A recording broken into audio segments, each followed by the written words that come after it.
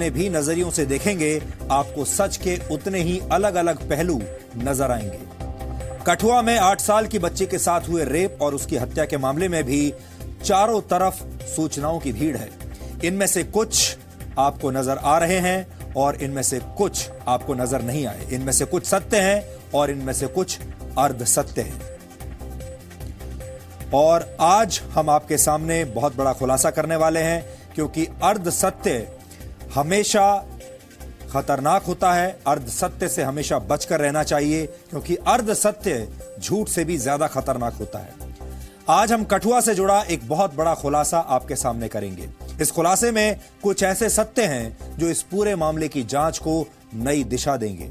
हमारे पास इस केस से जुड़ा एक सीसीटीवी वीडियो आज आया है और इस वीडियो में बलात्कार का एक आरोपी विशाल जंगोत्रा आपको दिखाई देगा और इस वीडियो ने सीधे सीधे कश्मीर क्राइम ब्रांच की चार्जशीट पर सवाल खड़े कर दिए हैं। यह वीडियो आज देश की आंखें खोल देगा, आप सबकी आंखें खोल देगा। हमने ये रिपोर्टिंग इसलिए की है ताकि 8 साल की बच्ची को इंसाफ मिल सके और उसके असली गुनाहगारों को दुनिया की सबसे बड़ी सजा मिले। बहुत से लोगों को यह गलतफहमी हो सकती है कि हम इस मामले में आरोपियों को बचाने की कोशिश कर रहे हैं, लेकिन सच यह है कि हम तथ्यात्मक रिपोर्टिंग कर रहे हैं और ऐसे सत्य आपके सामने ला रहे हैं जिन्हें बड़ी ही चालाकी के साथ आपसे छुपा लिया गया था। आपने देखा होगा कि कठुआ रेप केस में 8 साल की बच्ची की तस्वीर तुरंत सोशल मीडिया पर वायरल कर दी गई थी। उसका नाम सोशल मीडिया पर वायरल हो गया। आज पूरा देश उस बच्ची का नाम भी जानता है, उस बच्ची की तस्वीर भी देख चुका है। इस रेप को धार्मिक रंग देकर उसके बाद आक्रोश पैदा करने की कोशिश की गई और कई लोगों ने इस केस के पीड़ितों की मदद के लिए ऑनलाइन चंदा मांगना भी शुरू कर दिया। यह सब इसलिए हो रहा था क्योंकि इस मामले को धार्मिक और राजनीतिक रंग देने के पीछे कुछ लोगों का निजी स्वार्थ था। इस दर्दनाक अपराध से फायदा उठाने के लिए तमाम लोग सामने आ गए थे, लेकिन सच बताने की फुर्सत किसी को नहीं मिली। किसी ने तथ्यों के आधार पर इस मामले का विश्लेषण नहीं किया, किसी ने, हम तो ये कहेंगे, इस केस पर ठीक से मेहनत नहीं की। हम पिछले 15 दिनों से इस पूरे मामले की पड़ताल कर रहे थे। इस पूरे मामले की कुंजी है कश्मीर क्राइम ब्रांच की चार्जशीट और हमने और जी न्यूज के रिपोर्टर्स ने इस चार्जशीट में लिखे एक एक शब्द को कई बार पढ़ा और फिर इसमें बताई गई तमाम लोकेशंस पर जी न्यूज के रिपोर्टर खुद गए, वहां कई दिनों तक रहे, वहां उन्होंने सैकड़ों लोगों से बात की। कठुआ से लेकर मुजफ्फरनगर तक हमने इस मामले में लगातार इन्वेस्टिगेटिव रिपोर्टिंग की है। हमारे 3 रिपोर्टर्स ने दिन रात इस मामले की तफ्तीश की।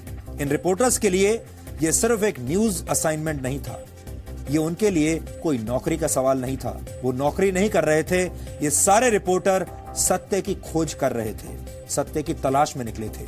जैसे 8 साल की पीड़ित लड़की के माता पिता ऐसा ही कर रहे होंगे, उन्हें भी सत्य की तलाश होगी। वैसे ही जी न्यूज को भी सत्य की तलाश थी। हमने बहुत सारे लोगों से बात करके एक ग्राउंड रिपोर्ट तैयार की है। इस मामले में ऐसे कई सवाल हैं जिन्होंने इस खबर को बहुत पेचीदा बना दिया है, लेकिन आज हमारी ये इन्वेस्टिगेटिव रिपोर्ट कई तरह के भ्रम तोड़ देगी। आज ये खबर न्यायपालिका से जुड़े हुए लोगों को देखनी चाहिए, जांच एजेंसियों को देखनी चाहिए, आम जनता को देखनी चाहिए और इस देश के बड़े बड़े सेलिब्रिटी भी अपने अगले पोस्टर, बैनर और प्रचार सामग्री तैयार करने से पहले इस रिपोर्ट को ध्यान से देखें, क्योंकि हमारी ये रिपोर्ट में जो तथ्य हैं उनसे इस केस की आगे की जांच में बहुत मदद मिल सकती है, एक नई दिशा मिल सकती है। ये जांच एजेंसियों की आंखें खोलने वाला सत्य है और अगर आप चाहें तो इस खबर को देखने के बाद, इस रिपोर्ट को देखने के बाद आप भी #कठुआ का सच हमने पिछली बार दिखाया था, आज नया हैशटैग होगा। आज का डीएनए बहुत खास है। आज हम कठुआ गैंगरेप और मर्डर केस पर सबसे बड़ा खुलासा आप सबके सामने करने वाले हैं। हमने आज से ठीक 15 दिन पहले 16 अप्रैल को आपको कठुआ का सच दिखाया था, आप सबको याद होगा। हमने कश्मीर क्राइम ब्रांच की चार्जशीट पर कुछ सवाल उठाए थे, क्योंकि चार्जशीट में बहुत से तथ्य ऐसे लिखे हुए थे जिन पर शक पैदा होता था, जिनमें लूप होल्स दिखाई दे रहे थे। हमने कठुआ के उस गांव में जाकर ग्राउंड रिपोर्टिंग की थी जहां 8 साल की बच्ची के साथ रेप हुआ था और फिर उसकी हत्या हुई थी। हमारी ग्राउंड रिपोर्ट में गांव वालों ने बहुत से गंभीर सवाल उठाए थे और इन लोगों को क्राइम ब्रांच की जांच पर भरोसा नहीं था और ये तमाम लोग इस पूरे मामले की सीबीआई जांच की मांग कर रहे थे। हमारी इस रिपोर्ट के बाद बहुत सारे लोगों ने हम पर भी सवाल उठाए थे और आरोप हम पर यह लगाए गए थे कि हम इस मामले में आरोपियों की मदद करने की कोशिश कर रहे हैं, जो कि बिल्कुल गलत है। हम सिर्फ सत्य की तलाश कर रहे हैं। इस केस को लेकर हमारी जांच पड़ताल पिछले 15 दिनों से जारी थी और अब हमें इस केस में एक ऐसा सबूत मिला है जिसे देखकर यह पता चलता है कि जम्मू कश्मीर की क्राइम ब्रांच ने अपना काम ठीक से नहीं किया। आज हम आपको बताएंगे कि उस दिन क्यों हम कह रहे थे कि इस मामले की जांच सीबीआई को करनी चाहिए। आज आपको पता चलेगा यह बात क्यों कही गई थी। जी न्यूज के 3 रिपोर्टर्स ने दिन रात इस मामले की तफ्तीश की। इन रिपोर्टर्स के लिए यह सिर्फ एक न्यूज असाइनमेंट नहीं था। वो कोई नॉर्मल रिपोर्टिंग करने के लिए नहीं गए थे। यह उनके लिए कोई नौकरी का सवाल नहीं था। जी न्यूज के रिपोर्टर सत्य की तलाश ठीक उसी तरह कर रहे थे जैसे 8 साल की पीड़ित लड़की के माता पिता कर रहे होंगे। यहां हम एक बार फिर यह साफ कर देना चाहते हैं कि हमने यह रिपोर्टिंग इसलिए की है ताकि 8 साल की बच्ची को पूरा इंसाफ मिल सके, उस पर राजनीति ना हो और उसके असली गुनाहगारों को कड़ी से कड़ी सजा मिले। आज भी बहुत सारे लोगों को यह गलतफहमी हो सकती है कि हम इस मामले में आरोपियों को बचाने की कोशिश कर रहे हैं, लेकिन सच यह है कि हम सिर्फ तथ्यों के आधार पर रिपोर्टिंग कर रहे हैं और हम ऐसे सत्य आज आपके सामने रखेंगे जिन्हें बड़ी ही चालाकी के साथ आपसे, देश से छुपा लिया गया था। इस सत्य की पुष्टि एक सीसीटीवी वीडियो से होगी जो आज हम आपको दिखाने वाले हैं, लेकिन उससे पहले आपको कुछ बातें जाननी होंगी ताकि आप सीसीटीवी वीडियो की गंभीरता को समझ सकें, ताकि आप यह समझ सकें कि जो एविडेंस, जो सबूत आज हम आप सबके सामने रखने जा रहे हैं वो कितना बड़ा और कितना अहम सबूत है और वो सबूत किस तरफ इशारा कर रहा है।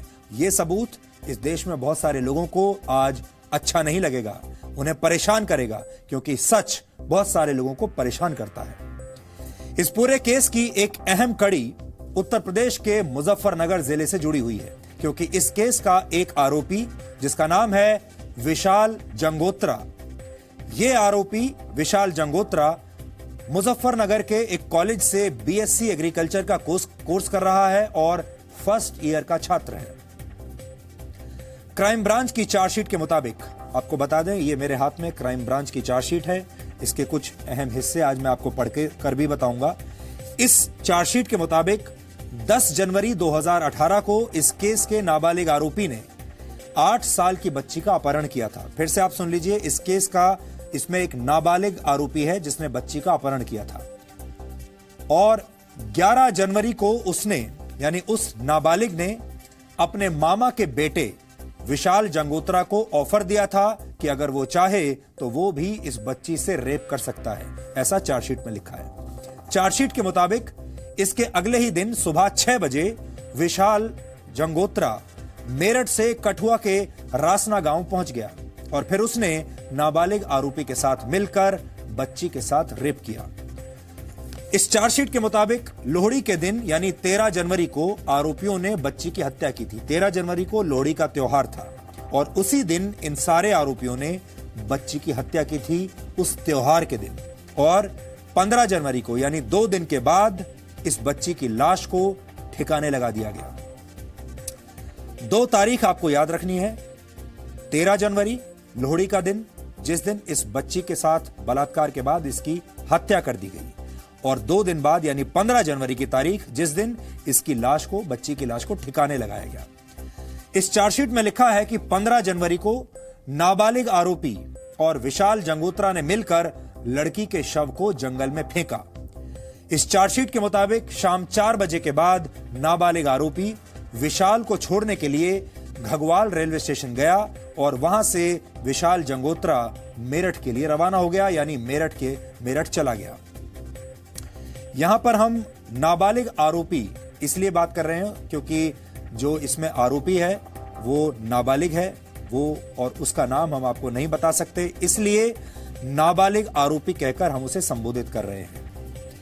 यानी कश्मीर क्राइम ब्रांच की चार्जशीट को पढ़कर यह समझ में आता है कि विशाल जंगोत्रा 15 जनवरी को शाम 4 बजे तक कठुआ में ही मौजूद था, क्योंकि इसमें लिखा है कि शाम 4 बजे के आसपास लाश को ठिकाने लगाया गया था। अब हम आपको एक वीडियो दिखाना चाहते हैं और यह वीडियो कश्मीर क्राइम ब्रांच की चार्जशीट पर बहुत बड़ा सवाल खड़ा कर देगा। यह वीडियो उत्तर प्रदेश के मुजफ्फरनगर के मीरापुर के एक एटीएम का है। यह ATM state bank of India का है और यह सीसीटीवी फुटेज 15 जनवरी 2018 का है, उसी दिन जिस दिन बच्ची की लाश को ठिकाने लगाया गया।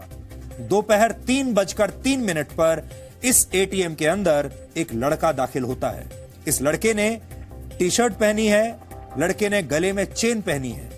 एटीएम में इस लड़के के अलावा 5 अन्य लोग मौजूद हैं। कुछ लोग एटीएम से पैसा निकाल रहे हैं और यह लड़का लाइन में पीछे खड़ा है और अपनी बारी का इंतजार कर रहा है।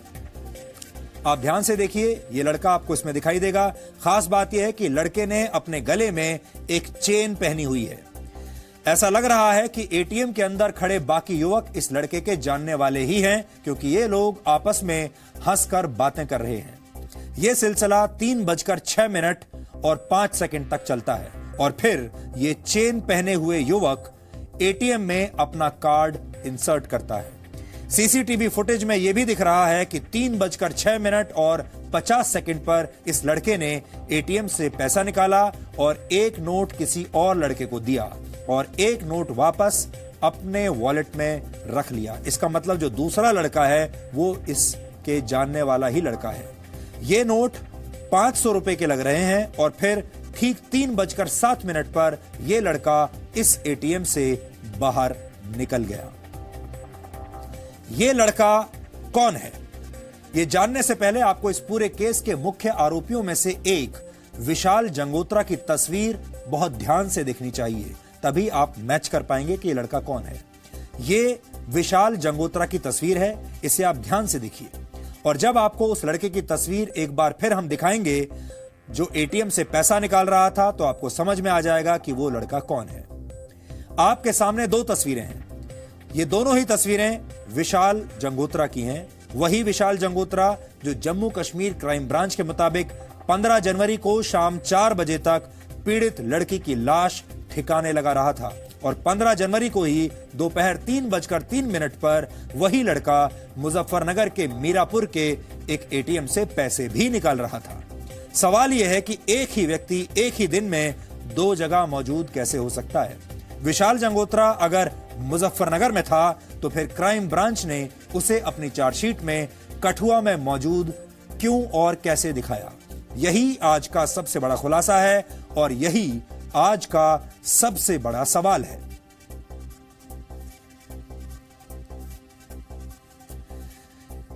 यहां हमें चार्जशीट के तथ्यों को दूरियों के आधार पर भी चेक करना होगा।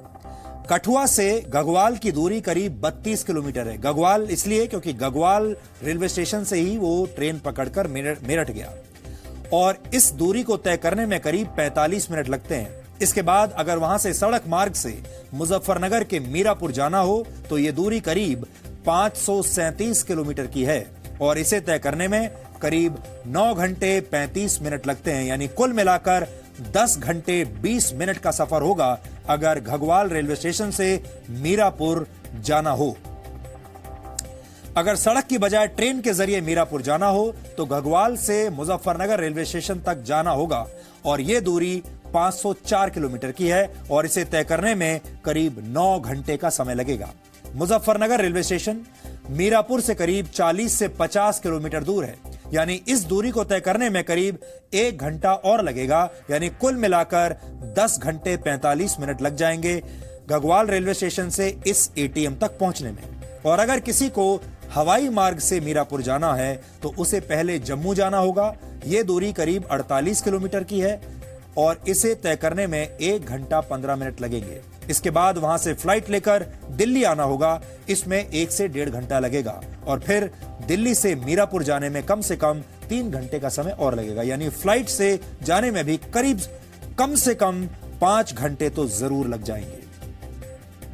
अब हम आपको वो बैंक स्टेटमेंट दिखाते हैं जिसके मुताबिक 15 जनवरी को मीरापुर के स्टेट बैंक ऑफ इंडिया के एटीएम से 1000 रुपए निकाले गए हैं। ये बैंक अकाउंट विशाल जंगोत्रा की बहन मोनिका शर्मा का है और मोनिका ने अपना डेबिट कार्ड अपने भाई विशाल जंगोत्रा को दिया हुआ था। यानी विशाल ने 15 जनवरी को अपनी बहन के अकाउंट से ही 1000 रुपए निकाले थे और इसका जिक्र बैंक की स्टेटमेंट में आपको साफ साफ मिलता है।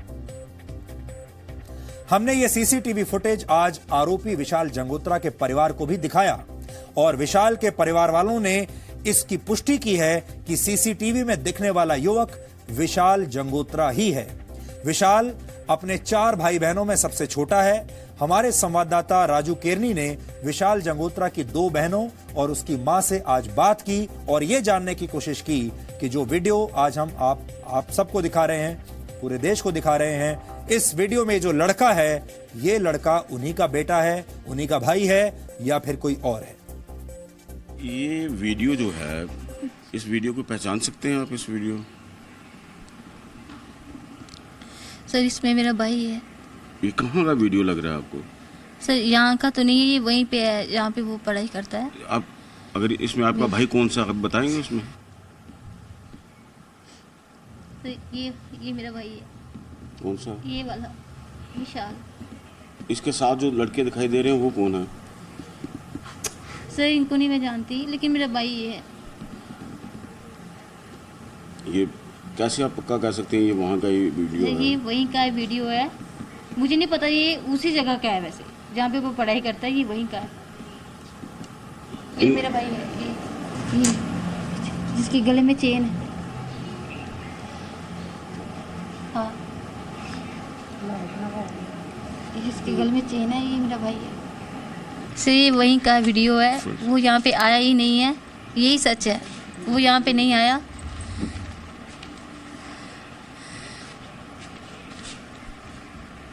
आपको क्या लगता, यकीन हो गया कि आपका भाई जो था वहाँ पे था? सर हमें पहले ही यकीन था, लेकिन हमारे पास प्रूफ नहीं था। आज प्रूफ है कि वो वहीं पे था। इस वीडियो में आपके भाई ने जो कपड़े पहने हुए हैं ये उसी के है सर। ये गले में चेन पहनी हुई वो भी उसी की है और कपड़े भी उसी के हैं। आपने अपनी जो है अकाउंट की कॉपी जो अपना एटीएम उसको क्यों दिया हुआ था? क्योंकि उसके पास पैन कार्ड नहीं था और बिना पैन कार्ड के कोई भी अकाउंट नहीं खुलेगा।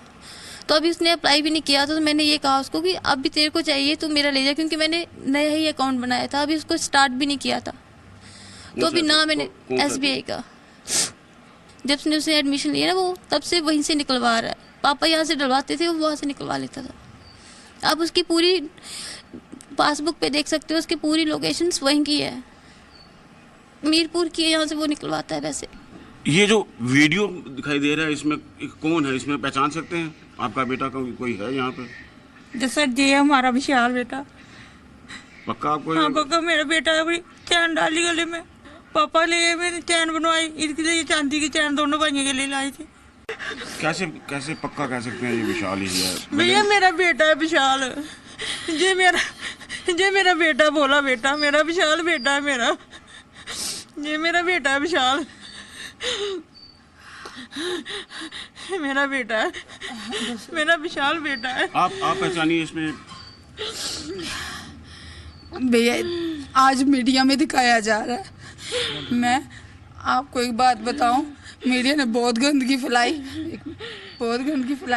आज मीडिया में यही फोटो गंदे शब्द से दिखाया जा रहा था, लेकिन इस फोटो को देखिए, वही चेन और वही चेहरा है। ये विशाल है और ये मेरठ के मीरापुर में था।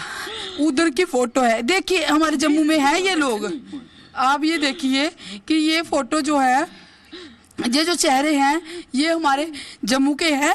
मैं चाहती हूँ सच में इंसाफ चाहिए, CBI चाहिए। हमें 100% पता था कि हमारा बच्चा उधर है, लेकिन क्राइम ब्रांच ने सब सबूत मिटाने की कोशिश की, लेकिन भगवान गवाह है, सच के साथ भगवान होता है, ये सबसे बड़ा प्रूफ है।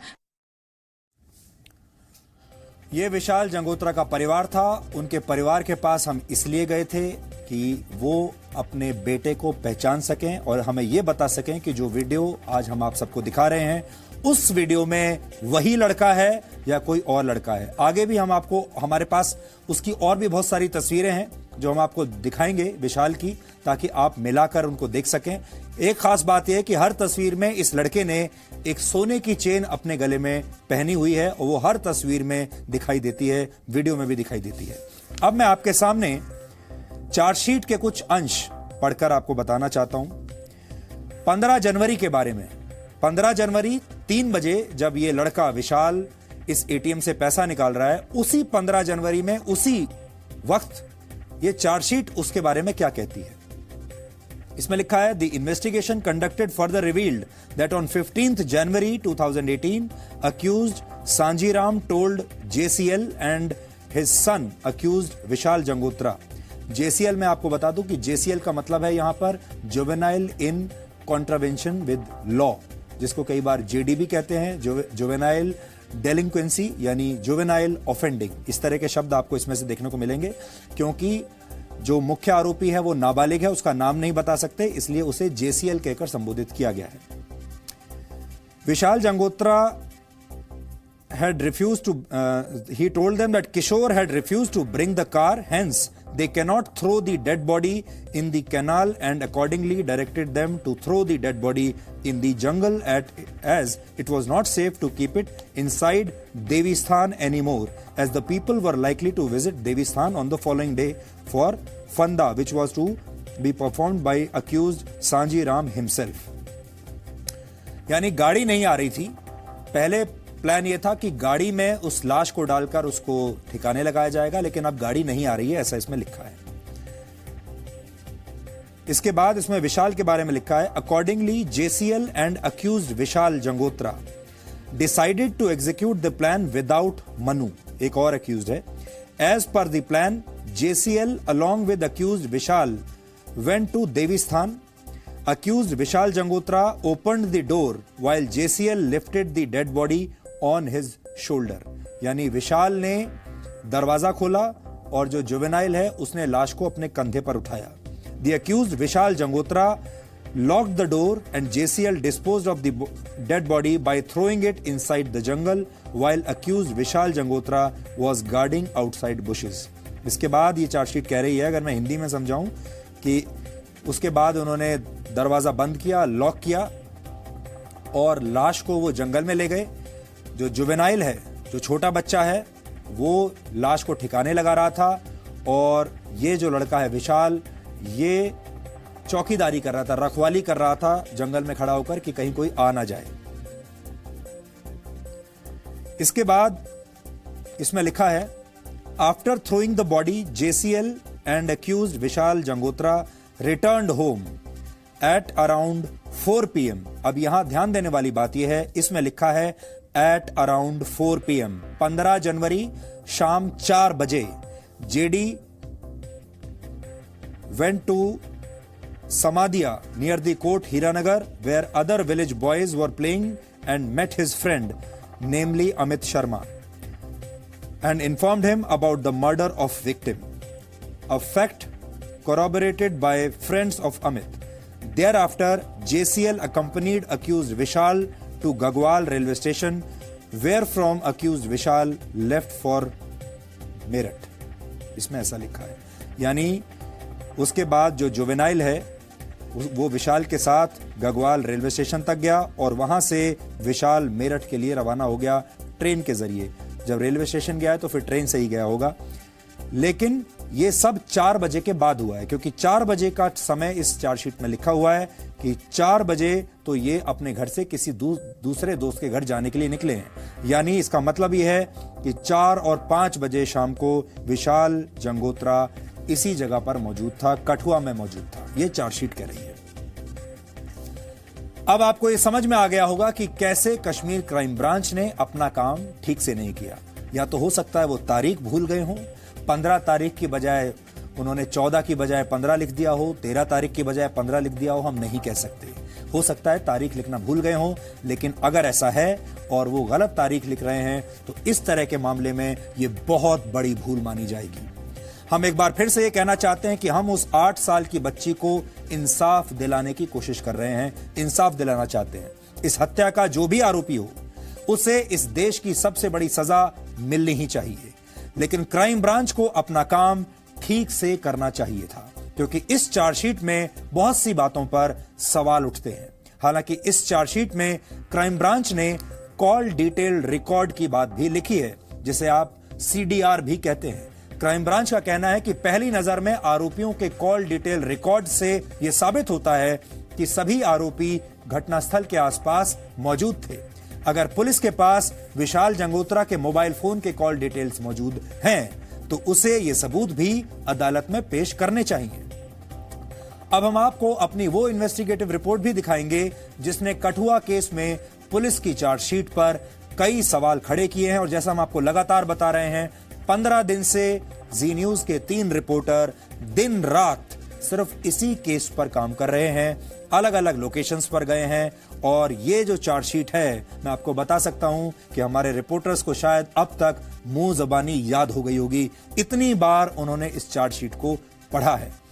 क्या इन्वेस्टिगेशन हुआ और क्या क्या नए सबूत मिले, कितने लोगों से वो मिले, वो सारे लोग इन आरोपियों के आसपास के लोग थे, विशाल जंगोत्रा के आसपास के लोग थे।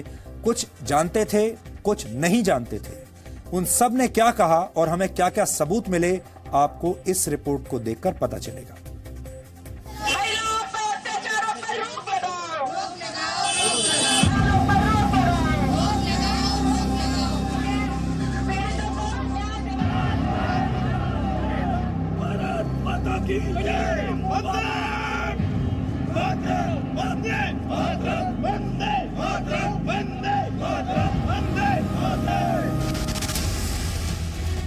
आठ वर्ष की मासूम बच्ची के गुनहगारों को कड़ी सजा मिलना जरूरी है, ताकि कोई भी फिर इस तरह का घिनौना काम कभी नहीं करे। आरोपियों के खिलाफ केस पूरी मजबूती के साथ खड़ा होना चाहिए। चार्जशीट में कोई भी लूपहोल गुनहगारों को बचा सकता है। इसीलिए हमने 15 जनवरी 2018 को दोपहर 3:03 का ये CCTV वीडियो सबके सामने रखा है।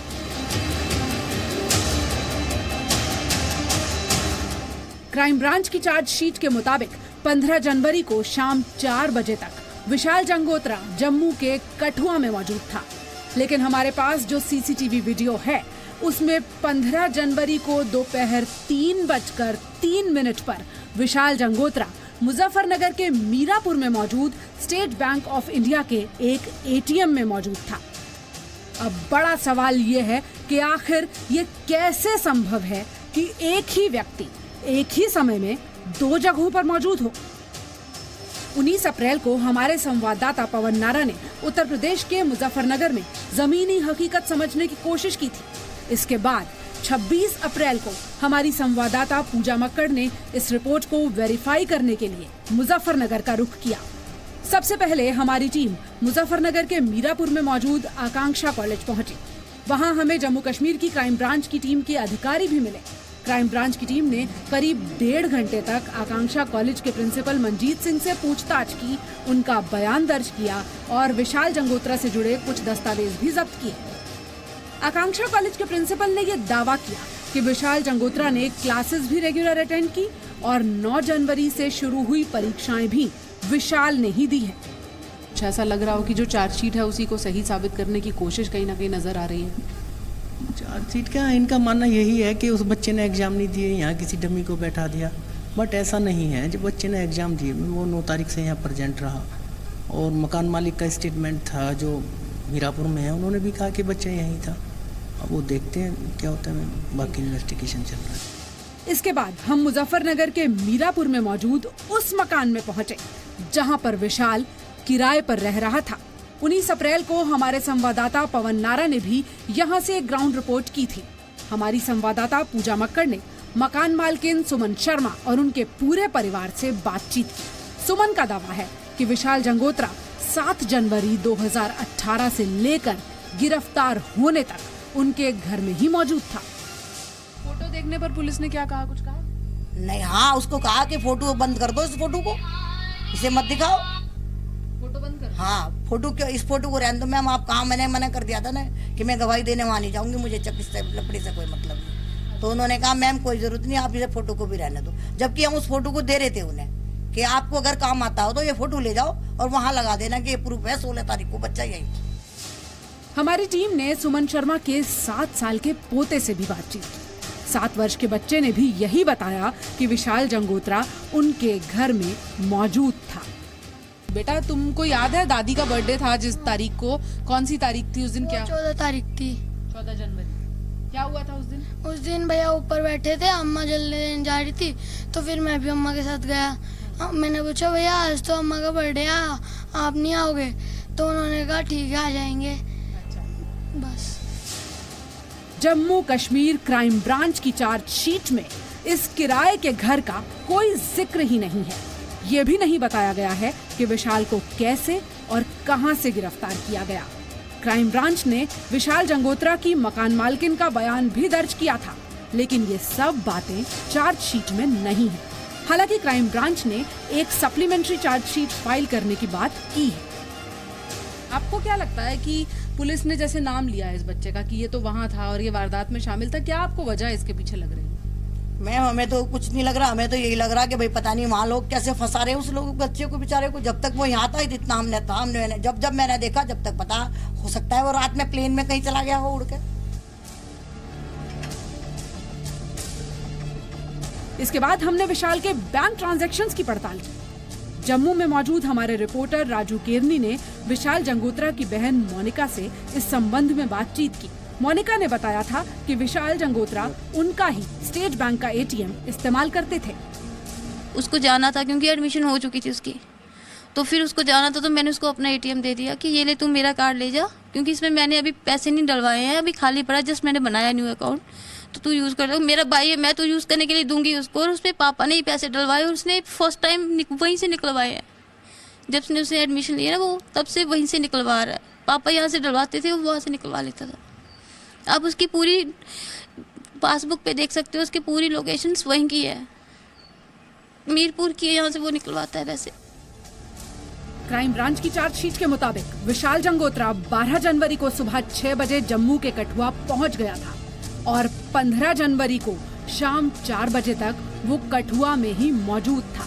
लेकिन विशाल जंगोत्रा द्वारा इस्तेमाल किए जा रहे एटीएम कार्ड की डिटेल्स ये बताती हैं कि इन तारीखों के बीच इसी एटीएम कार्ड का 3 बार इस्तेमाल किया गया और इसी तारीख में से एक अहम तारीख 15 जनवरी 2018 की तारीख SBI बैंक की CCTV की फुटेज है जो हम आपको दिखा रहे हैं।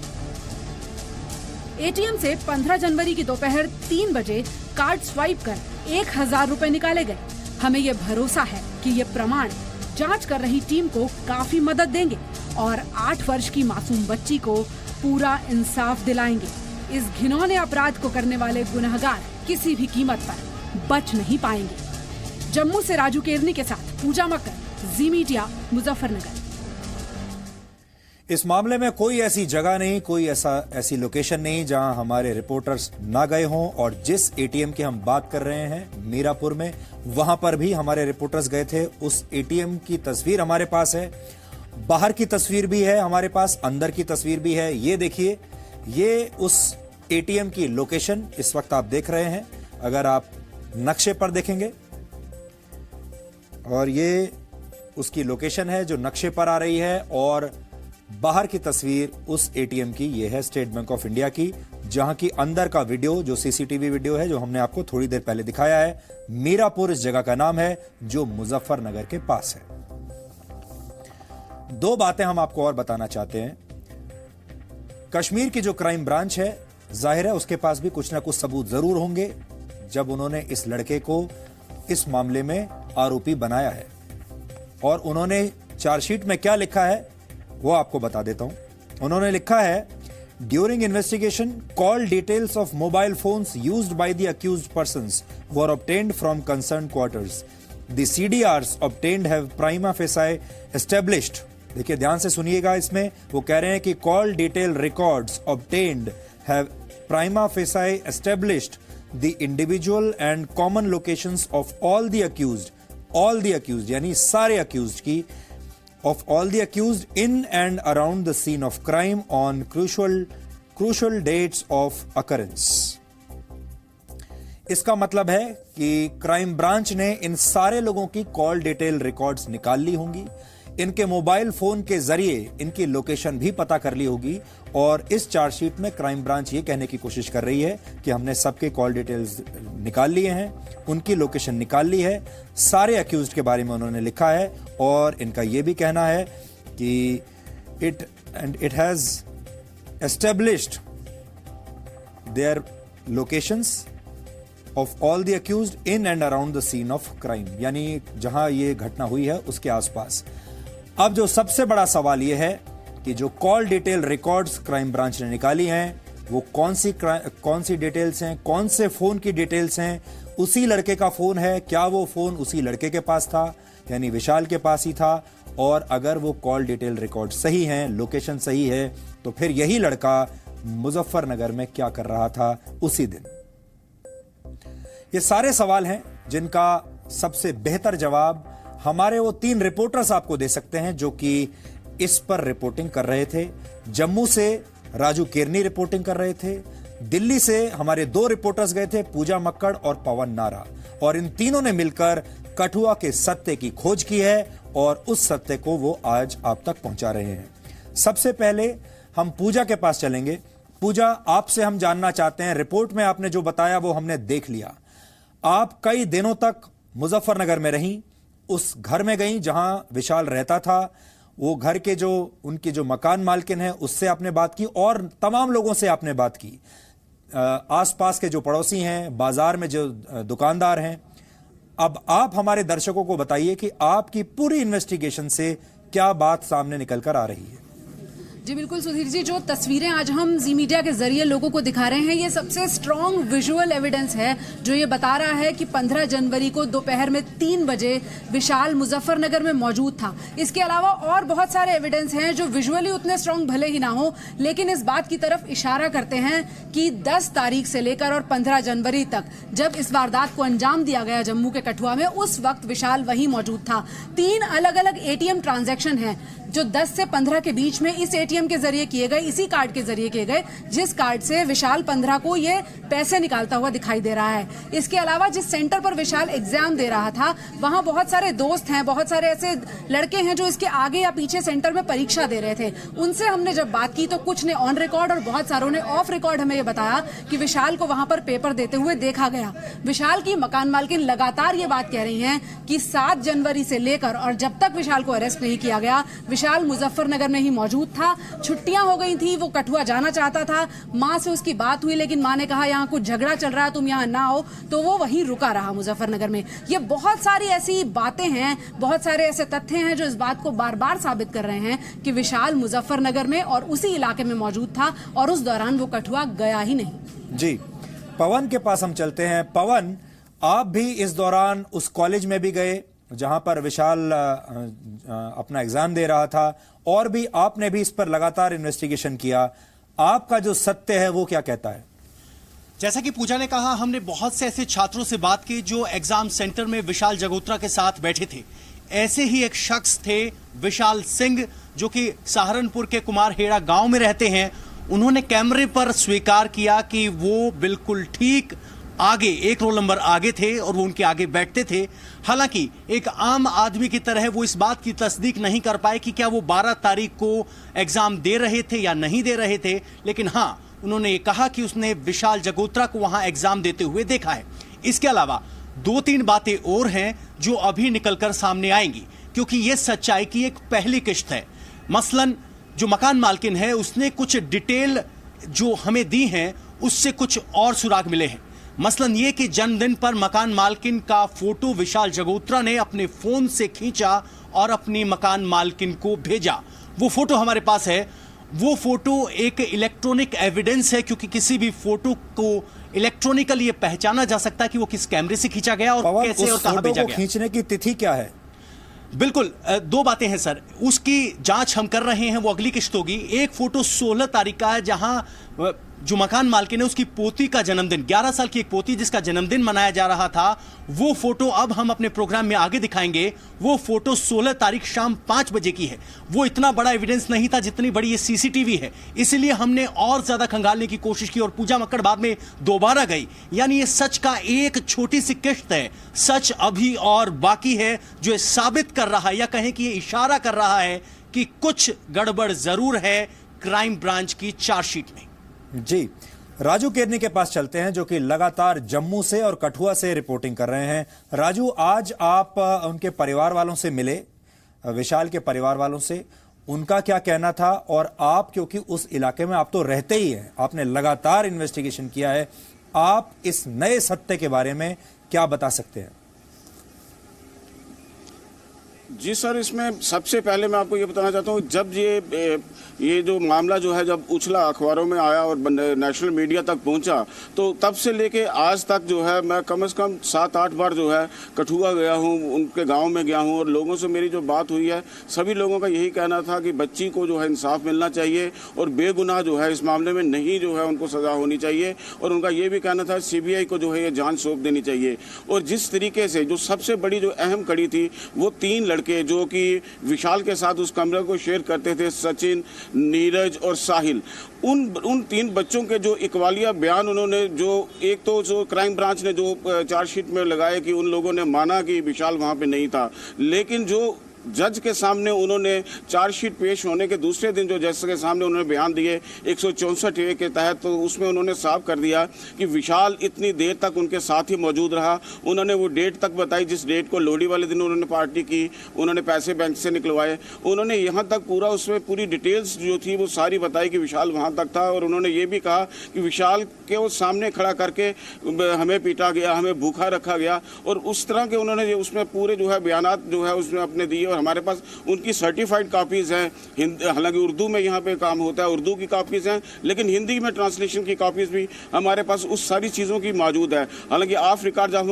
हमने उनसे बच्चों से बात करी, वो इतने ज़्यादा सहमे हुए, डरे हुए थे, वो कैमरा के सामने नहीं आना चाहते थे, लेकिन वक्त पड़ा तो वो उनका कहना था कि हम कैमरा के सामने भी आएंगे। अभी तक हम लोग मेंटली प्रिपेयर नहीं है, क्योंकि हमें इस तरह से टेरराइज किया गया है और हमें इस तरह से डराया गया कि हमें वो किसी न किसी मामले में फंसा देंगे। तो इसलिए वो जो छुप रहे हैं हर चीज़ से लेके, हालांकि उनको फिर भी एक बार फिर क्राइम ब्रांच ने उनको, क्योंकि उनका कहना है कि सप्लीमेंट्री हमने एक और दाखिल करनी है चार्जशीट, तो उनको बुलाया गया था, लेकिन वो लोग वकील के कहने पे वहाँ पर गए नहीं, कि इस डर से कि क्राइम ब्रांच वाले फिर उनको जो है टॉर्चर करेंगे। तो इस तरीके से उन लोगों का ये कहना है। हालांकि वो 3 जो लोग थे वो उसके साथ रूम शेयर कर रहे थे। ये सारी चीज़ें जो हैं आने वाले दिनों में, जैसे ही अब अगली पेशी होगी या सुनवाई होगी या जब भी सुप्रीम कोर्ट फैसला लेंगे 7 तारीख को इसके ऊपर, तो उसके बाद ये पता चल पाएगा ये किस जांच में जाएगी। और इसके साथ साथ एक जो अहम मामला जो इसमें है, जो पैसों से जुड़ा हुआ, उसकी भी हम तहकीकात कर रहे हैं कि ये कितना जो है पैसों का जो इसमें खेल कितना लगता है। क्योंकि कई एनजीओज ने इसके फादर के अकाउंट में 5 लाख रुपया दिया, लेकिन 25 तारीख को वो 5 लाख जो था वो चेक जो है बाउंस हो गया।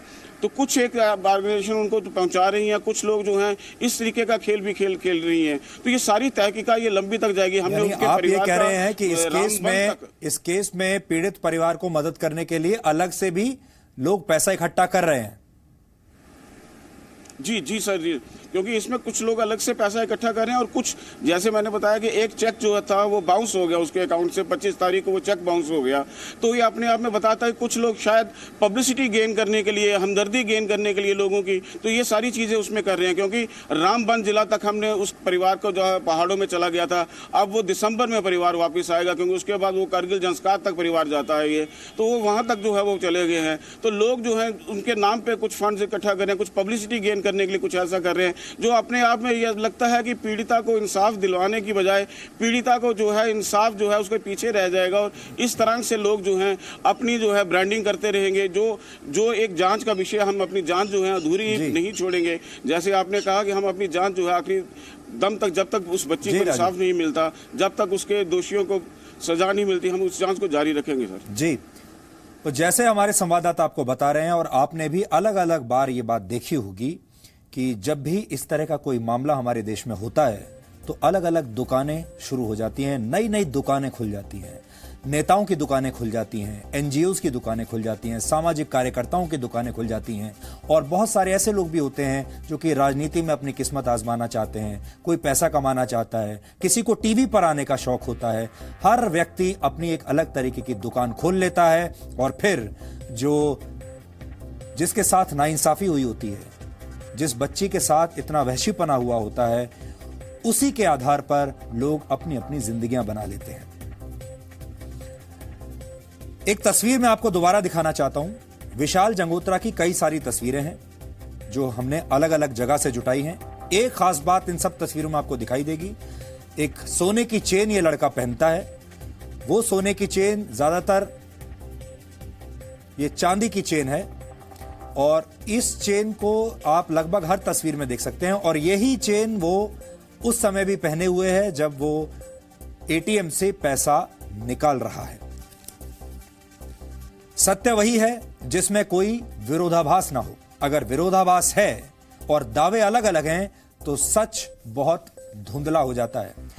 इस चार्जशीट में जम्मू कश्मीर की क्राइम ब्रांच ने जो सत्य बताया है वो काफी धुंधला नजर आ रहा है। हमने इसी सत्य को और साफ करने की आज कोशिश की है।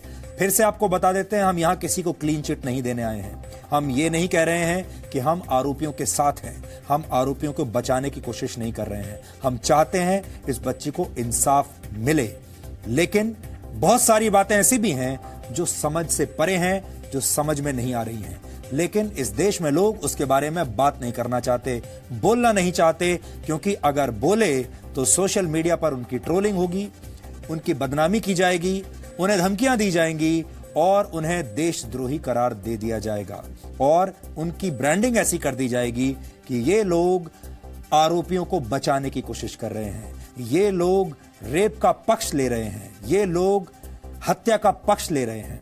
इस तरह की बातें कही जाएंगी। लेकिन तो भी हमें और किसी पर नहीं तो आपके ऊपर यानी अपने दर्शकों पर पूरा विश्वास है, न्यायपालिका पर पूरा विश्वास है। और हम चाहते हैं कि आज न्यायपालिका इस कार्यक्रम को देखे। हम ये भी चाहते हैं कि कश्मीर की क्राइम ब्रांच भी आज ये सारी बातों को देखे। हो सकता है कि इन सारे सबूतों के बाद उन्हें भी कोई मदद मिल जाए।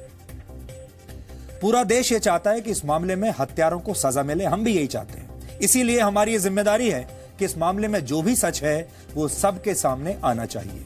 16 अप्रैल को हमने कठुआ के रसाना गांव से आपको अपनी ग्राउंड रिपोर्ट दिखाई थी। तब हमारी रिपोर्ट के माध्यम से देश के सामने कुछ नए तथ्य आए थे और इसके 2 दिन के बाद ही यानी 19 अप्रैल को हमने अपने एक और संवाददाता पवन नारा को उत्तर प्रदेश के मुजफ्फरनगर भेज दिया था ताकि वो इस मामले में आरोपी विशाल जंगोत्रा के बारे में और ज्यादा जानकारी हासिल करे। हमारी टीम मुजफ्फरनगर में उन सभी जगहों पर गई जहां से इस मामले की कड़ियां और तार जुड़े हुए हैं और हमें उम्मीद है कि हमारी इस रिपोर्ट से जांच एजेंसियों को भी बहुत मदद मिलेगी। बहुत सारी चीजें ऐसी होंगी जो उनसे छूट गई। जो उनसे छूट गया वो आप इस रिपोर्ट में देख सकते हैं।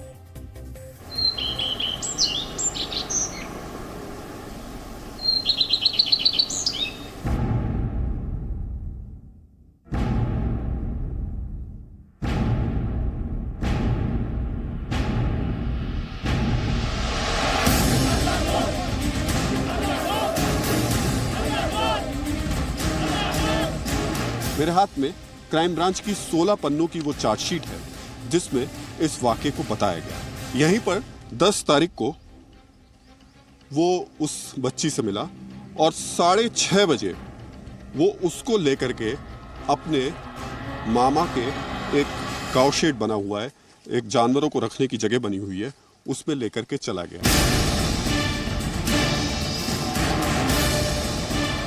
मुजफ्फरनगर के जिस लड़के पर कठुआ जाकर रेप करने का आरोप लगा है वो वारदात वाले दिन मुजफ्फरनगर के ही एक कॉलेज में परीक्षा दे रहा था। ऐसे में यह सवाल है कि अगर उसने कठुआ में रेप किया है तो फिर वो उसी समय उसी दिन मुजफ्फरनगर में परीक्षा कैसे दे सकता है।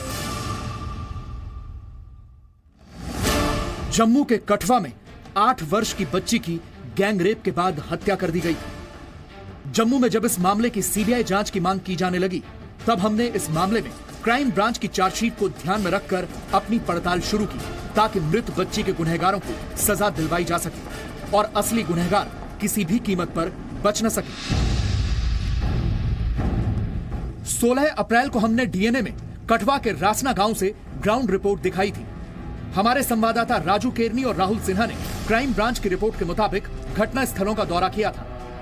हमारी ग्राउंड रिपोर्ट में जो परिस्थितियां दिखाई दी, उनसे ऐसा लगता है कि क्राइम ब्रांच की चार्जशीट में कई लूपहोल्स हैं, जिनसे उस 8 वर्ष की बच्ची के गुनहगारों को मदद मिल सकती है। 19 अप्रैल को हमारे संवाददाता पवन नारा मुजफ्फरनगर गए। मुजफ्फरनगर इस मामले में बहुत अहम कड़ी है, क्योंकि चार्जशीट के पेज नंबर 5 के मुताबिक इस मामले के मुख्य आरोपी नाबालिग ने 11 जनवरी अपने मामा सांझीराम के बेटे विशाल जंगोत्रा को फोन करके लड़की के अपहरण की जानकारी दी थी और बच्ची का रेप करने के लिए कठवा बुलाया था। चार्जशीट के मुताबिक 12 जनवरी को सुबह 6 बजे विशाल जंगोत्रा कठवा पहुंच गया। चार्जशीट में लिखा है कि 11 जनवरी को नाबालिग आरोपी ने एक दूसरे आरोपी विशाल जंगोत्रा को फोन के माध्यम से लड़की की किडनैपिंग की सूचना दी। नाबालिग ने उससे कहा, मेरठ से लौट आओ अगर तुम अपनी वासना को संतुष्ट करना चाहते हो। क्या रेप करने के लिए विशाल जंगोत्रा मेरठ से जम्मू गया, जैसा कि चार्जशीट में कहा गया है? ये एक बहुत बड़ा सवाल था।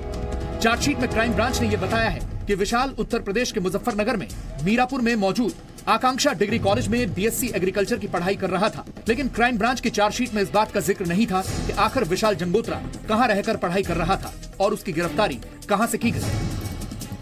19 अप्रैल को सबसे पहले हमारे संवाददाता पवन नारा मुजफ्फरनगर के खतौली में मौजूद के जैन इंटर कॉलेज पहुंचे। ये वही परीक्षा सेंटर है जहां पर विशाल जंगोत्रा बीएससी एग्रीकल्चर के फर्स्ट ईयर की परीक्षा दे रहा था। चार्जशीट में क्राइम ब्रांच ने यह कहा है कि 12 जनवरी को सुबह 6 बजे से लेकर 15 जनवरी शाम 4 बजे तक विशाल जंगोत्रा कठवा में मौजूद था।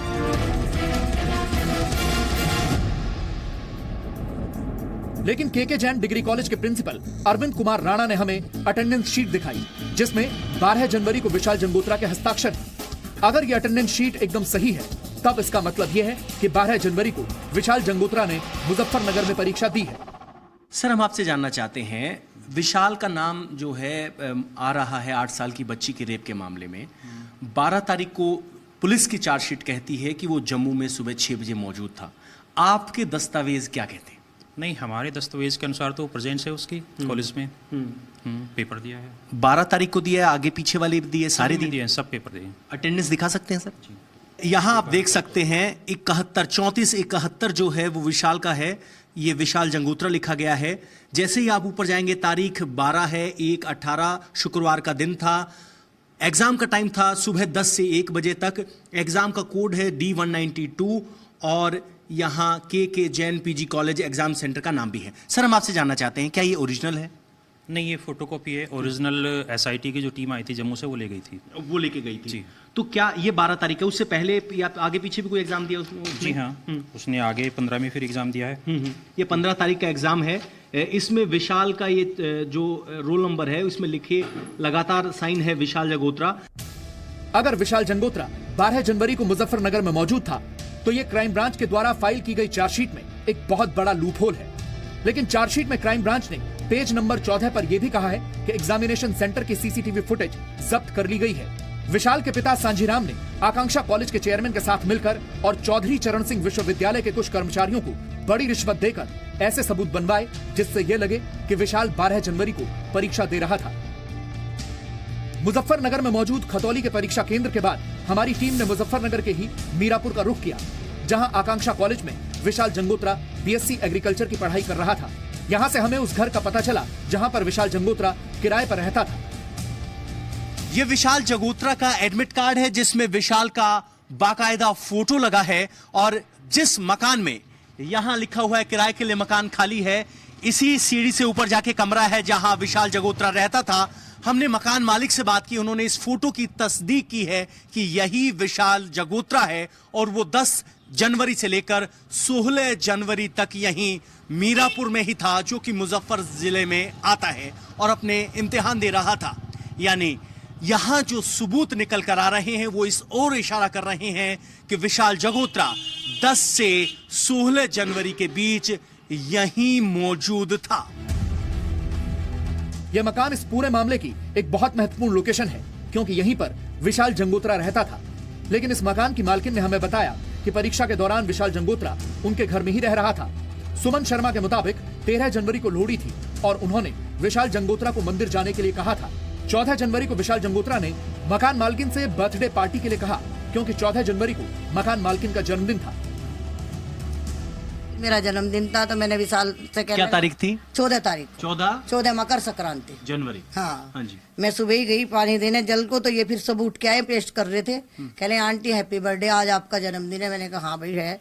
आंटी आज तो आप दावत दे रही हो तो हम खाना ना बनाए? मैं कहा नहीं भाई, मैं तो जन्मदिन मनाती ही नहीं। कह रहे क्यों? मैंने कहा ना भैया, मैं तो वैसे ही आपको जो खिलाना होगा ले आओगे। तो मैं थाली में फिर इनके लिए रेवड़ी और मूंगफली लेके गई और सारे बच्चों को अपने हाथ से दे के आई।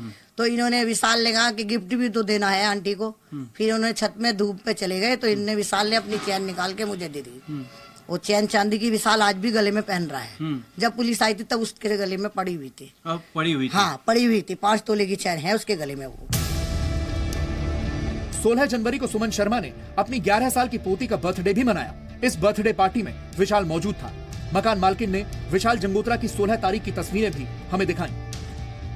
अच्छा, एक फोटो आपने हमें दिखाया, वो फोटो कब का है और क्या तारीख है और क्या मौका था? 16 जनवरी को मेरी पोती का जन्मदिन होता है। उस दिन मैंने सभी को दावत दी थी। जो मेरे घर में बच्चे थे, जितने भी किराएदार थे, सबसे कहा भी आज तुम्हारा खाना है क्योंकि बच्चों का जन्मदिन है। तो मेरी बेटी के जो बच्चे के बेटे बच्चे भी आए हुए थे और वो लोग भी मेरे घर में आए हुए थे केक के टाइम शाम को। आपकी पोती की उम्र क्या है? 12 साल की। आपकी पोती 12 साल की है और जिस बच्ची के साथ दरिंदगी हुई वो 8 साल की है। जब आपको ये खबर पता चली, आपकी पहली प्रतिक्रिया क्या थी? दुख हुआ बहुत ज्यादा, लेकिन मुझे ये थोड़ी पता था कि विशाल का ही नाम आ रहा उसमें। जब विशाल मेरे सामने तो मैं क्या मान सकती हूँ। तो मुझे तो बहुत बड़ा अफसोस है कि विशाल 12 तारीख को यहाँ है और वहाँ पता लग रहा है कि वहाँ ऐसा हो गया। तो मैं इस बात में कुछ भी क्या कह सकती हूँ, बताओ। मकान मालकिन का बयान चौंकाने वाला था। सच क्या है, इसकी पड़ताल के लिए हम सहारनपुर के कुमार हेड़ा गांव पहुंचे। यहाँ उस युवक का घर है जिसने विशाल जंगोत्रा के साथ परीक्षा दी थी, जिसका रोल नंबर विशाल जंगोत्रा के ठीक बाद है। ये विशाल है, विशाल जंगोत्रा के रोल नंबर है 471 और इनका रोल नंबर है 472, यानी ये भी वही एग्जाम दे रहे थे। आप ये बताइए, आप कौन से कॉलेज में पढ़ते हैं और क्या आपने विशाल जंगोत्रा को कभी देखा? मैं आकांक्षा कॉलेज में मीरापुर, और उसे विशाल को मैंने वहाँ पे देखा खतौली में। खतौली में कहाँ? कुनकुन जैन में। कुनकुन जैन में। तो क्या अगर विशाल आपके सामने आए, अगर हम आपको ये विशाल का फोटो दिखाएं तो देख के क्या कहेंगे कि आपने इसको एग्जाम सेंटर में देखा था? हाँ बिल्कुल बिल्कुल देखा था। तो ये आपके आगे बैठता था? कहाँ बैठता था, क्योंकि रोल नंबर तो आसपास है? जस्ट आगे बैठता। जस्ट आगे बैठता था। लेकिन क्या ये संभव है कि 12 को विशाल की जगह कोई और आ गया हो? होगा नहीं, ऐसा तो कुछ नहीं लग रहा। सकता ही थी वहां। बिल्कुल। मुजफ्फरनगर से पवन नारा, जी मीडिया। तो आपने देखा, कोई ऐसी लोकेशन नहीं है, कोई ऐसा व्यक्ति नहीं है जहां हमारे रिपोर्टर्स ना गए हों, जहां जी न्यूज ना पहुंचा हो। हमने मुजफ्फरनगर के मीरापुर की सीसीटीवी फुटेज आज आरोपी विशाल जंगोत्रा के परिवार को दिखाई और विशाल के परिवार वालों ने इसकी पुष्टि की कि सीसीटीवी में दिखने वाला युवक विशाल जंगोत्रा ही है, क्योंकि कई बार ऐसा हो जाता है कि पहचानने में परेशानी होती है, सही पहचान नहीं हो पाती। कोई दूसरा लड़का भी हो सकता है जो कि विशाल जैसा ही दिखता हो और उसको सबसे बेहतर तरीका यह है कि उसके परिवार वालों को ही दिखाया जाए। विशाल अपने 4 भाई बहनों में सबसे छोटा है और हमारे संवाददाता राजू केरनी ने विशाल जंगोत्रा की 2 बहनों और उसकी मां से इस सीसीटीवी के फुटेज आने के बाद बात की। ये वीडियो जो है, इस वीडियो को पहचान सकते हैं आप? इस वीडियो सर, इसमें मेरा भाई है। ये कहाँ का वीडियो लग रहा है आपको? सर यहाँ का तो नहीं है, ये वहीं पे है जहाँ पे वो पढ़ाई करता है। आप अगर इसमें आपका भाई कौन सा, आप बताएंगे उसमें? सर ये मेरा भाई है। कौन सा? ये वाला विशाल। इसके साथ जो लड़के दिखाई दे रहे हैं वो कौन है? सर इनको नहीं मैं जानती, लेकिन मेरा भाई ये है। ये कैसे आप पक्का कह सकते हैं ये वहाँ का ही वीडियो है? ये वहीं का वीडियो है। मुझे नहीं पता ये उसी जगह का है, वैसे जहाँ पे वो पढ़ाई करता है ये वहीं का है। ये मेरा भाई है, ये जिसके गले में चेन है। हाँ, जिसके गले में चेन है ये मेरा भाई है। सर ये वहीं का वीडियो है, वो यहाँ पे आया ही नहीं है, यही सच है। वो यहाँ पे नहीं आया।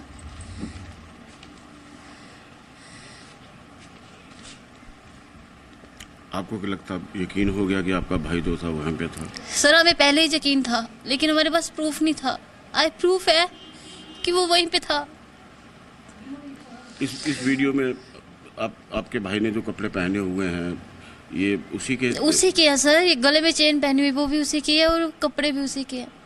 आपने अपनी जो है अकाउंट की कॉपी जो अपना ATM उसको क्यों दिया हुआ था? क्योंकि उसके पास पैन कार्ड नहीं था और बिना पैन कार्ड के कोई भी अकाउंट नहीं खुलेगा। तो अभी उसने अप्लाई भी नहीं किया, तो मैंने ये कहा उसको कि अब भी तेरे को चाहिए तू मेरा ले जा, क्योंकि मैंने नया ही अकाउंट बनाया था, अभी उसको स्टार्ट भी नहीं किया था।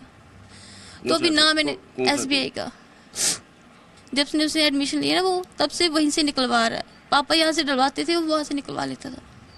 आप उसकी पूरी पासबुक पे देख सकते हो, उसकी पूरी लोकेशंस वहीं की है, मीरपुर की है, यहाँ से वो निकलवाता है। वैसे ये जो वीडियो दिखाई दे रहा है इसमें कौन है, इसमें पहचान सकते हैं? आपका बेटा कोई है यहाँ पे? जैसा ये हमारा विशाल बेटा। पक्का आपको? हाँ पक्का मेरा बेटा है। भाई चैन डाली गले में, पापा ले गए, मैंने चैन बनवाई, इसके लिए चांदी की चैन दोनों भाइयों के लिए लाई थी। कैसे पक्का कह सकते हैं ये विशाल ही है? भैया मेरा बेटा है विशाल। ये मेरा बेटा बोला बेटा, मेरा विशाल बेटा है मेरा। ये मेरा बेटा है विशाल, मेरा बेटा है, मेरा विशाल बेटा है। आप पहचानिए इसमें। भैया आज मीडिया में दिखाया जा रहा है। मैं आपको एक बात बताऊं, मीडिया ने बहुत गंदगी फैलाई। आज मीडिया में यही फोटो गंदे शब्द से दिखाया जा रहा था, लेकिन इस फोटो को देखिए, वही चेन और वही चेहरा है। ये विशाल है और ये मेरठ के मीरापुर में था। उधर की फोटो है, देखिए हमारे जम्मू में है ये लोग। आप ये देखिए कि ये फोटो जो है, ये जो चेहरे हैं ये हमारे जम्मू के हैं। मैं चाहती हूँ सच में इंसाफ चाहिए, CBI चाहिए। हमें 100% पता था कि हमारा बच्चा उधर है, लेकिन क्राइम ब्रांच ने सब सबूत मिटाने की कोशिश की। लेकिन भगवान गवाह है, सच के साथ भगवान होता है, ये सबसे बड़ा प्रूफ है। और अब आखिर में आपको एक बार फिर से अपनी रिपोर्टर्स की उस टीम से मिलवाते हैं, उनके पास फिर से चलते हैं। और आखिर में पूजा, आपसे हम ये जानना चाहते हैं कि इतने दिन ये पूरी तफ्तीश करने के बाद आप क्या कहना चाहेंगी?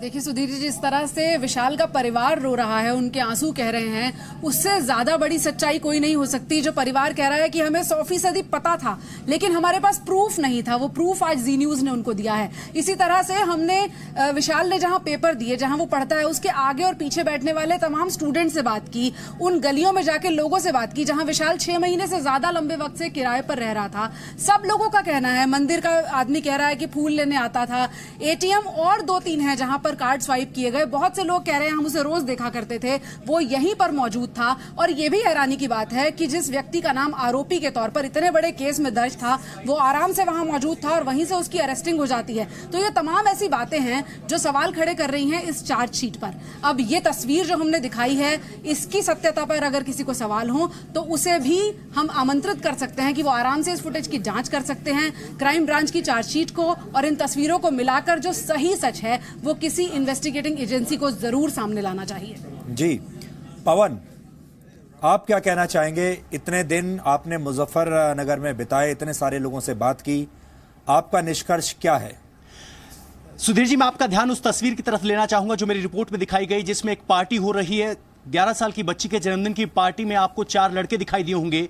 ये वही 3 लड़के हैं जिनका जिक्र राजू केरी जी ने किया है कि जिनसे पुलिस ने पूछताछ की और कड़ाई से पूछताछ की। ये वही 3 बच्चे हैं या 3 लड़के हैं जो CCTV फुटेज में जगोत्रा के साथ दिखाई दे रहे हैं। यानी ये वो कड़ी है जो अभी सुलझनी बाकी है, क्योंकि इनकी मौजूदगी वहां थी, विशाल जगोत्रा के साथ वो मौजूद थे। तो यानी ये 3 जो किरदार हैं उनको अभी और टटोलना है, क्योंकि वही साबित करेगा कि आखिर इस मामले में पूरा सच क्या है। दूसरी बात ये जो मैंने मकान मालकिन से पूछा, उनका कहना था कि हमारे घर में 11 साल की बच्ची है और विशाल का व्यवहार बिल्कुल शालीन था। जब उन्हें पता चला कि 8 साल की बच्ची के साथ दरिंदगी हुई है और विशाल का उसमें नाम आया है, तो उनके लिए भरोसा करना मुश्किल था। तो अपने आप में बड़ी बात सही है कि जिनका आप बता रहे हैं, जो मकान मालिक हैं, उनसे ये भी कहा गया था कि आप इस तस्वीर को डिलीट कर दीजिए। जी बिल्कुल, वो बात मैं आपको बताना चाहता हूं कि जब उन्होंने 16 तारीख की इस तस्वीर को पेश किया कि हमारे पास ये सबूत है कि 16 तारीख को पार्टी में मौजूद था, तो क्राइम ब्रांच के अधिकारियों ने अपने आला अधिकारियों से पंजाबी में या कहीं की दूसरी भाषा में बात की जो वो नहीं समझ पाए। अंत में उन्होंने कहा कि हम आपको फोटो देना चाहते हैं। उन्हें कहा गया कि आप इसे डिलीट कर दीजिए वरना आपको जम्मू गवाही देने के लिए आना पड़ेगा। इन्होंने कहा कि हम गवाही देने के लिए जम्मू नहीं जाना चाहते, ठीक है हम आपका नाम हटा रहे हैं, आप इस फोटो को डिलीट कर दीजिए। वो तो हमारी किस्मत ये रही कि उन्होंने फोटो डिलीट करने की बजाय आर्काइव कर दिया, जो उनके फोन से गायब हो गया। और जब हमने मांगा उनसे फोटो तो आर्काइव में हमें मिल गया। ये तो एक इत्तेफाक था, लेकिन वहां से पुलिस ने इस फोटो को डिलीट करने की ना सिर्फ कोशिश की बल्कि उन्हें कहा, डराया कि आपको गवाही देने के लिए जम्मू आना पड़ेगा। जी, और अब चलते हैं हम राजू के पास। राजू, आप तो जम्मू में हैं, आप कई बार उस जगह पर जा चुके हैं। आपसे अब हम ये जानना चाहते हैं कि इस पूरी खबर को लेकर, क्योंकि पूरे देश में इस खबर के बारे में चर्चा हो रही है, ये अलग अलग जो दुकानें सज गई हैं, जो राजनीति हो रही है, इसके बारे में आप हमारे दर्शकों को बताइए, क्योंकि हमें जितनी खबरें मिलती हैं दूर बैठकर मिलती हैं। आप उस जगह पर मौजूद हैं, आप हमें पूरे देश को बता सकते हैं कि वहां चल क्या रहा है। जी सुधीर सर, सबसे पहले तो एक चीज़ मैं ये बताऊं कि जब हमने ये रिपोर्ट दिखाई, जो पहली बार हमने ये रिपोर्ट दिखाई और उसके बाद से जो परसेप्शन बार मीडिया में लोगों को था उसमें भी बदलाव आया, और यहाँ के लोगों को भी जो बार बार, क्योंकि जब से 9 तारीख से लेके और 16 तारीख तक जब तक हमने ये रिपोर्ट नहीं दिखाई थी, तो एक जो थी हर बाहर जो है खबर जा रही थी कि जम्मू के लोग जो हैं, जम्मू के जो रहने वाले हैं, वो रेपिस्ट को बचाने के लिए जो है एजिटेशन कर रहे हैं। लेकिन हकीकत जो थी, जो जी न्यूज़ ने जब सच बताया, तो उसके बाद लोगों को ये राहत मिली कि उनकी जो एक छोटी सी बात, जो एक मांग थी कि सही तरीके से जांच की जाए, वो मांग जो है बाहर तक पहुंची और उसके बाद जो है कुछ मीडिया एक्टिव हुआ उसके बाद। लेकिन हमने जितनी भी ये चीज़ें यहाँ पे देखी, उसमें साफ साफ लगता है कि क्राइम ब्रांच ने इस पूरी रिपोर्ट को करने के लिए जैसे 3 सीट बना दी गई, जल्दी से बिना किसी को जांच किए हुए। पहले पुलिस की बनी, फिर जम्मू कश्मीर पुलिस के जम्मू के आईजी के कहने पे बनी, फिर कश्मीर के महबूबा मुफ्ती ने कह दिया। और सबसे बड़ी अपने आप में विरोधाभास ये आ जाते हैं कि जब 23 जनवरी को जब ये क्राइम ब्रांच को केस जाता है, तो उसी समय ही चीफ मिनिस्टर अपने ट्विटर पर ये कहती हैं कि ये रेप एंड मर्डर, यानी कि पहले ही ये प्रीफिक्स हो गया था। ऐसे ही एक और मिनिस्टर हैं उनकी, चौधरी जुल्फिकार, वो भी अपने ट्विटर हैंडल पे कहते हैं रेप एंड मर्डर को एक्यूज। मतलब ये है कि पहले से ही उन्होंने सारी चीज़ें अपने में ये डिसाइड तय कर ली थी। और उसके साथ साथ जो एक चौंकाने वाली बात थी कि लोग जो पैसा इकट्ठा करना शुरू हो गए थे। हालांकि हमारे जब उनके परिवार के लोगों से बात हुई, काफ़ी दूर पहाड़ों पे जाके हमने बात की, वहाँ पे सनासर के ऊपर पहाड़ों में, तो उनका कहना था कि हमने किसी को ऑथोराइज नहीं किया, हमने किसी को नहीं कहा कि हमें जो है पैसा चाहिए। लोग जो हैं कोई अगर अपनी मर्जी से डाल रहा है, तो ये सारी चीज़ें आपस में ये लगता है कि कहीं क्राइम ब्रांच की टीम के जो जाँच है उसके ऊपर भी सवाल खड़ा करता है कि जाँच बड़ी जल्दी में हुई है, उसमें कोताही हुई है, उसको दोबारा करना चाहिए। क्योंकि क्राइम ब्रांच अभी तक कह रहा है कि एक सप्लीमेंट्री जो है चार्जशीट फाइल करनी है, तो अगर सप्लीमेंट्री फाइल करनी थी तो पहले क्यों वो वाली फाइल कर दी। इसका मतलब वो भी देख रहे हैं कि शायद कहीं और से कोई क्लू मिल जाए, तो उनको कैसे किस तरीके से जो है लगता है सारी चीजें ये देखते हुए कि ये टेलर मेड स्टोरी थी जिसमें कुछ किरदार जो है उसको डाले गए हैं। जी राजू, आपका शुक्रिया। पूजा और पवन, आपका भी शुक्रिया, आपने पूरे 15 दिन लगाए इस पूरी इन्वेस्टिगेशन में। और एक बार फिर हम आपको ये बताना चाहते हैं कि हम किसी अपराधी का साथ देने यहाँ नहीं आए हैं। अपराधी जो भी है उसे सजा मिलनी ही चाहिए। हम ये बिल्कुल नहीं कह रहे हैं कि अपराधियों को छोड़ देना चाहिए, अपराधियों को सजा मिलनी ही चाहिए, हम भी यही कह रहे हैं। लेकिन कश्मीर क्राइम ब्रांच की जो चार्जशीट है, इसमें बहुत सारे सवाल ऐसे हैं जिनके जवाब मिल नहीं रहे हैं, और जब तक किसी के पास सबूत ना हो तब तक इस चार्जशीट पर भी सवाल नहीं उठाए जा सकते। इसलिए हम पहले सबूत लेकर आए और उन सबूतों के आधार पर हम ये सवाल आज उठा रहे हैं। सबूत है सबसे बड़ा वो एटीएम का सीसीटीवी फुटेज, जिसमें वो लड़का विशाल जंगोत्रा नाम का 15 तारीख को मुजफ्फरनगर में ही नजर आ रहा है। इसलिए कश्मीर क्राइम ब्रांच को इन सारे सवालों के जवाब देने होंगे। इस जांच में अगर कुछ पहलू उनसे छूट गए हैं तो हम उनकी पूरी मदद करने के लिए तैयार हैं। क्राइम ब्रांच अगर चाहे तो हम ये फुटेज उन्हें दे सकते हैं। हम जांच में पूरी मदद करने के लिए तैयार हैं। जितने लोगों से हमने बातचीत की है उनके नाम, पते, फोन नंबर, उन्होंने क्या बयान दिया, कैमरे पर उन्होंने क्या कहा, ये सब कुछ हम जांच एजेंसियों को देने के लिए तैयार हैं। अगर सीबीआई जांच करती है तो बहुत ही अच्छी बात है, सीबीआई को देने के लिए तैयार है।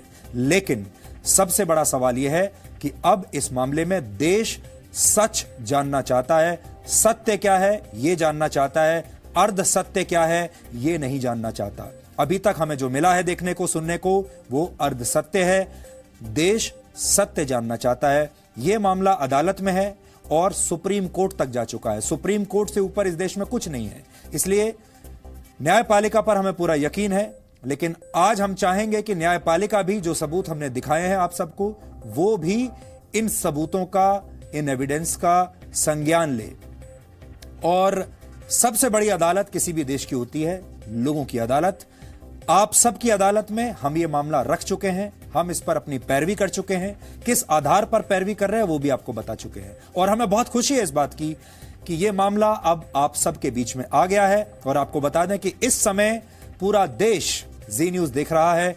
करोड़ों की संख्या में लोग इस समय जी न्यूज देख रहे हैं। तस्वीरें हमें लगातार लोग भेज रहे हैं कि देखिए इस समय हम आपको देख रहे हैं, हम जी न्यूज को देख रहे हैं।